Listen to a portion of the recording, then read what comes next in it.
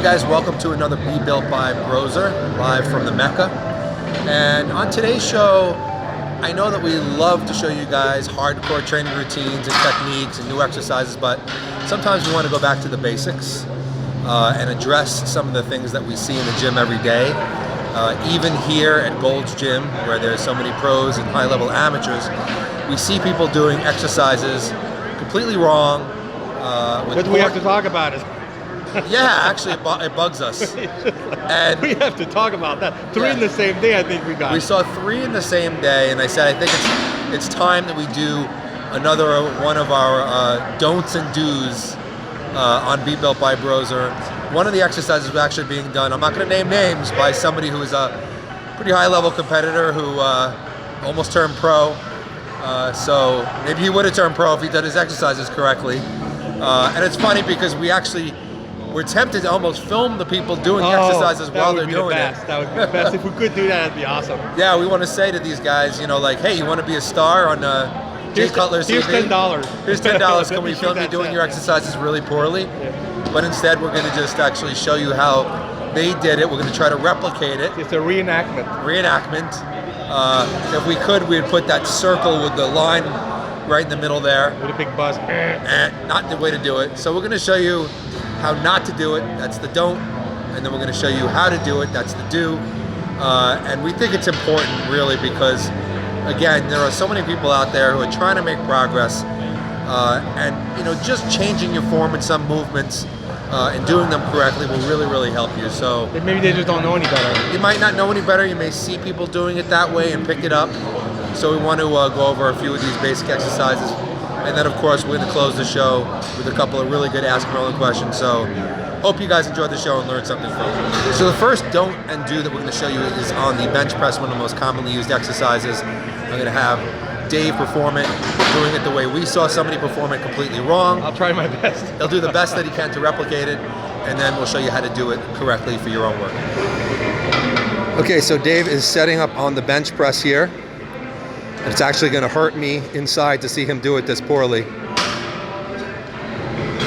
Okay, so what he's doing, as you can see, and this is exactly what the guy was doing, he was keeping his back and arching it off the thing rather than keeping the back on the pad, and he was bouncing the bar off of his chest to create momentum and do the exercise completely wrong, which of course is not going to activate the chest fibers. And now, Dave, was that very hard to do that? It was so hard to actually do it. The guy was actually arching his back way worse than that, but that was a good bounce. So now we're going to show you how to do it correctly. Okay, so now Dave's going to do bench press with the proper form. As you can see, his entire body is remaining in contact with the bench. He's also making sure to keep his rib cage high, his chest high, and is keeping his shoulders down and pressed into the bench, shrugged downward, which will help to raise the chest even further. He's controlling the negative all the way down. There's no momentum whatsoever, and he's using only the power of the chest and, of course, the triceps and delts to push the bar to the top.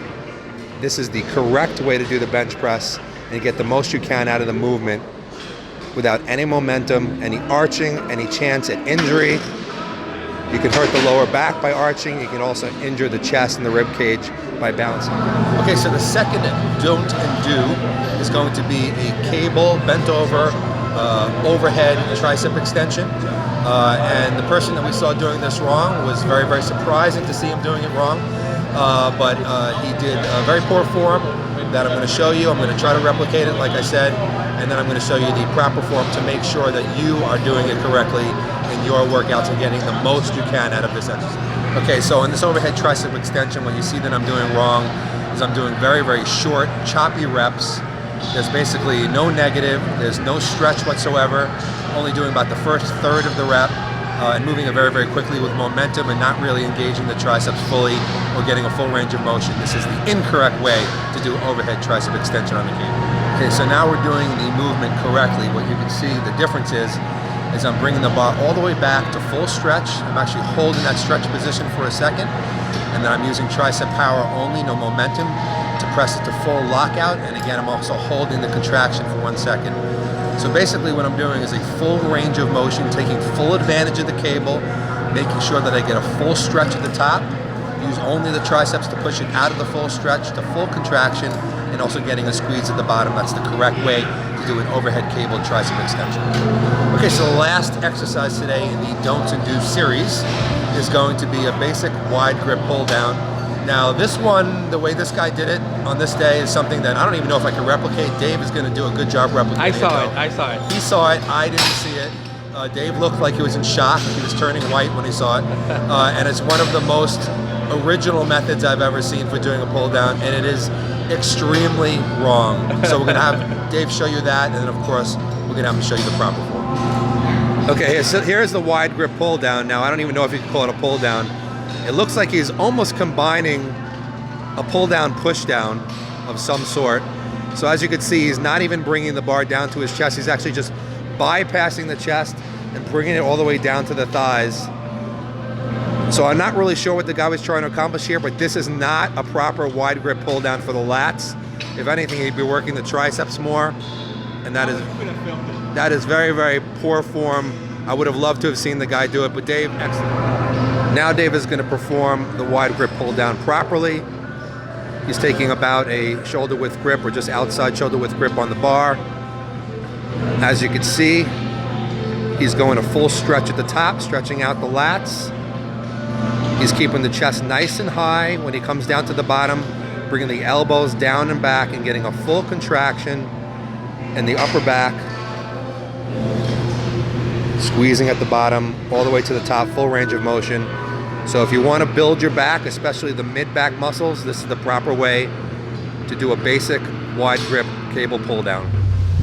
All right, Merlin, what do you got this week? A couple of interesting questions. Actually, both came in by email. I don't have my phone, but I'm going to try to remember what they were. The first question was somebody who asked me about keto diets, which I've talked about before a little bit, but he wanted to know because he's actually getting ready for a competition. He's looking for a new approach to diet, so he asked me, he said, hey coach, do you have any personal, did you ever use the keto diet on your own? And do you have any suggestions about it? How did you feel about it? Did it work for you? Did it not work for you? So on and so forth. And actually, yes, I did actually use a keto diet for a competition before, many years ago. I was looking to try something a little bit different from my normal approach. Back then, my approach was probably a little bit more, I was younger, so I metabolized carbohydrates a little bit better. So it was kind of a higher carbohydrate, medium to high protein, very low fat diet. And I always got into shape, so I was happy with it, but I wanted to try the keto plan because I was just hearing a lot about it. And here are my thoughts. When I got ready for the show, I didn't like the way I felt on the keto diet after a few weeks.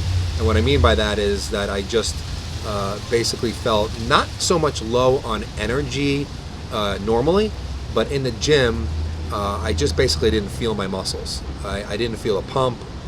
I never really felt like I was getting really, hard contractions.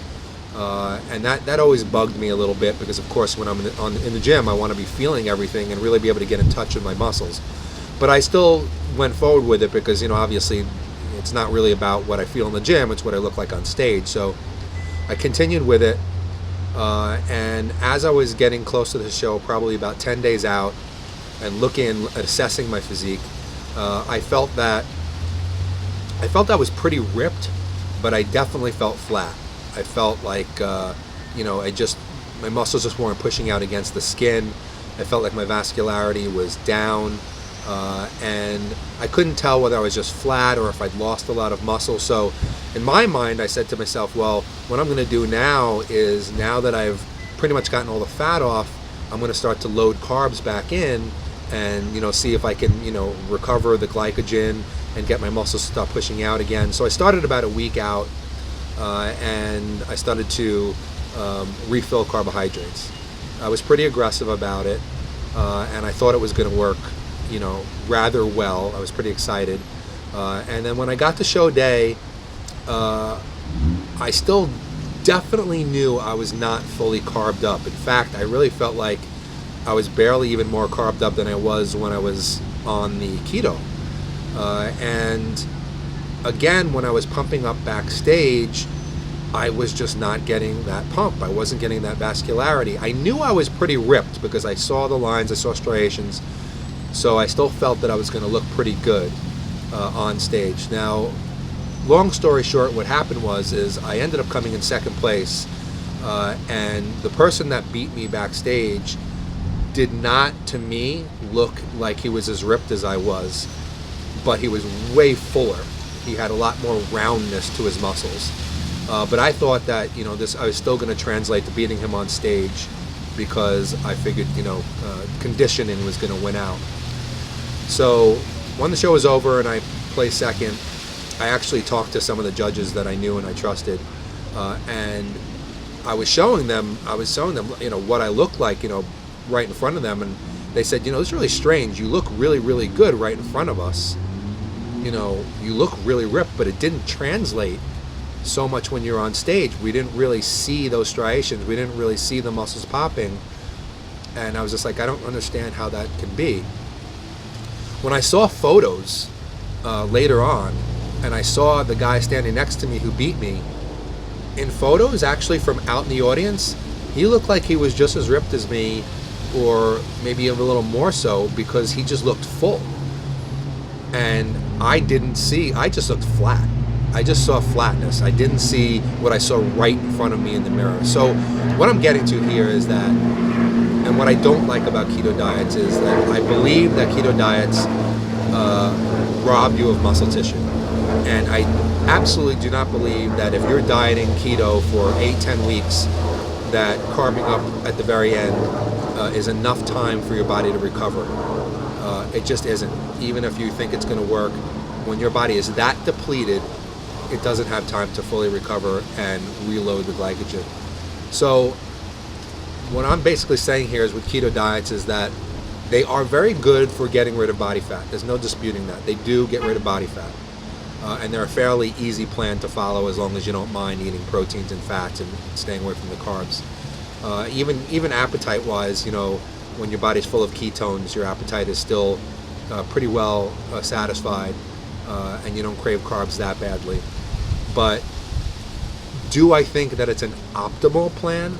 No, I do not think that it is optimal for bodybuilders. And I'm talking just about bodybuilders, people that need to hold on to as much muscle as possible while dropping body fat. I believe that you will get pretty ripped, but you'll have the same problem that I had, which is looking flat, not translating well on stage, and not appearing as ripped as you may actually be, because there's no water in the muscle, they're not pushing out against the skin, and when you're flexing, you're not really seeing a change in the muscle from when it's not flexed. So I would not go with a keto diet. There's nothing wrong with going with a lower carb diet or low medium carb diet, but you should still have a good amount of healthy fats and protein, but you should time your carbohydrates properly for when your body can utilize them best, which is first thing in the morning with your first meal after a fast, and after training when your body is metabolically set up to be most insulin sensitive and store the carbohydrates.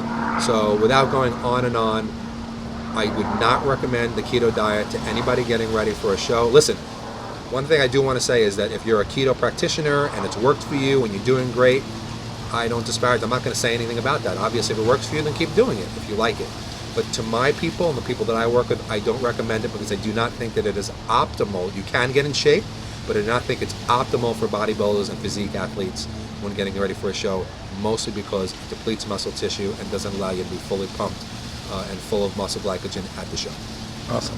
Thanks. All right, Merlin, what else you got? The second question I got also is from email, and it was about SARMs, which is such a huge subject right now. A lot of people are turning to SARMs over anabolics, or some people are combining them. And somebody had asked me, in my opinion, what are the best SARMs out there for cutting, specifically for cutting, for losing body fat.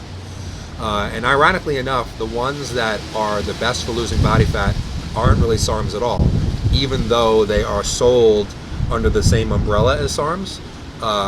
If you pretty much go to any SARM site that sells them, or they'll sell it under the umbrella of SARMs, but they're not really SARMs. The first one I'll mention is MK677, which is something that helps your body to release more growth hormone. So basically, it's not a SARM, it's a growth hormone secretagogue, and it actually is very, very powerful. It has been shown at about 25 milligrams per day to have almost as powerful effect as about 3 IU of GH for some people out there. It's something that only needs to be dosed once a day. You could do it once in the morning or once at night. You can combine that with another SARM, but it's not really a SARM, called cardenine, which actually is a PPAR agonist, which is not a SARM at all. And without getting too sciencey, basically what it does is it helps to basically helps to have your body use carbohydrates and fats more optimally, basically storing more carbohydrates in the muscle tissue, utilizing fats more for energy. Also helps very much with increasing your endurance, especially your cardio endurance. And it's basically a recompositioning agent. So basically it helps your body to, without even changing calories, lower body fat and actually keep more muscle tissue while dieting. There's another one often called stenobolic, or SR9009, which is a very, very similar compound to GW or cardenine, but it actually has a very, very short half-life of about 2.5 hours, while cardenine has a half-life of about 20 to 24 hours. And even though it's very, very similar to cardenine, it actually works very well in conjunction with it. So my suggestion would be to use cardenine about 10 milligrams in the morning and 10 milligrams at night, about 12 hours apart, and to use stenobolic only on the days that you train with weights, about 10 milligrams 30 minutes to an hour before you train. You use these three and it's an excellent, excellent body fat lowering stack. And of course, if you want to actually add a SARM to this to help to build muscle tissue or keep muscle tissue while dieting, something like RAD 140 at about 20 to 30 milligrams a day, or Osterine would work great. So that would be a great fat burning stack, whether you're just looking to get ready for the beach or whether you're getting ready for shows. So give those a shot. Awesome. Thanks, Biggie.